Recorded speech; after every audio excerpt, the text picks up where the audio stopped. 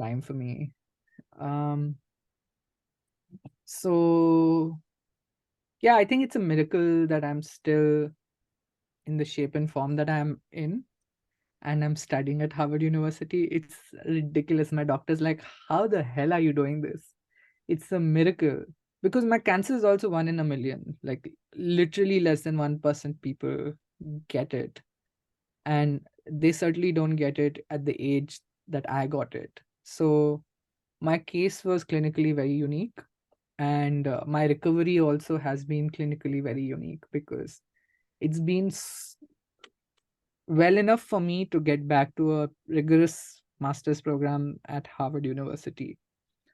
But at the same time, I do still get seizures here. They're not as bad as they were earlier, but I still get them because it's a lot of stress. It's a lot of mental strain. Yeah, so I couldn't find anyone, and I tried looking for resources for people like me for to answer the questions I had. Couldn't find anything in India, couldn't find anything in South Asia in general. Found some in the West, in the UK and the US, but they were not culturally aligned to what we are used to. So I was like, hey, there's nothing that's here for people like us. I think someone needs to create that resource. So that's how I decided to write my book.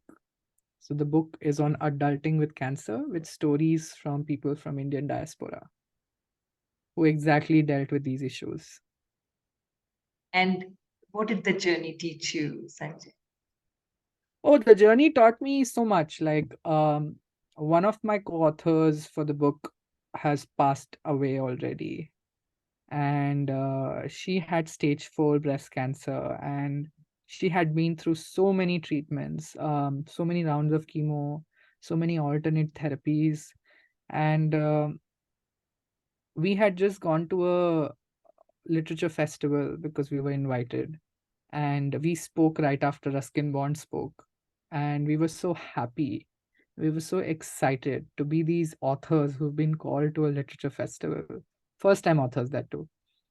But I think a couple of months after that she passed away, and it was the rudest shock of my life that someone could look so normal and still be going through hell and not show it on their faces at all. And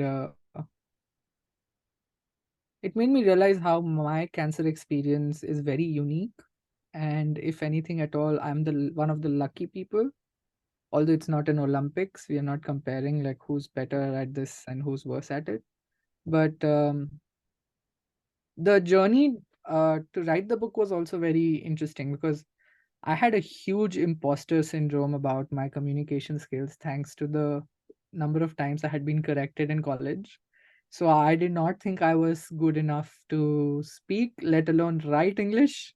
So it took a lot of courage, it took a lot of motivation, it took a lot of cheerleading from my friends to push me to get this done.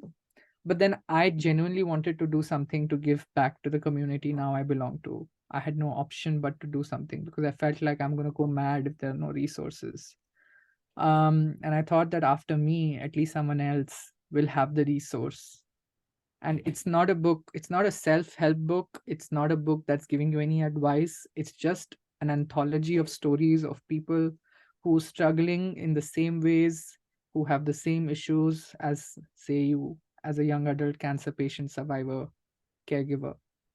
Um, and it's just showing you one of the ways in which they dealt with it. Right. So I think the raw, honest, and authentic stories sometimes help you a lot more than any advice you get. Because not everyone wants to thrive after cancer. Not everyone, this productivity obsession, which is a very capitalistic American way of living, has seeped into even our society. And I don't think it's necessarily the most healthiest way of living.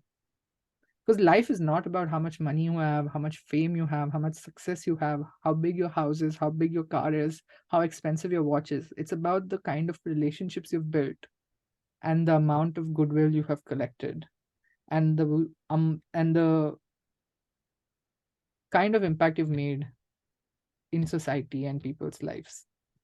which doesn't require any money, success, influence, or property of any kind. So that's one of the lessons that I learned. And that's what I focus on. That even right now, if I have limited capacity to work, I certainly can't work a 14-hour job. I probably can't even do a very hectic 8-hour job. Maybe I'll be able to do in the future once I've recuperated completely. But right now, I can't.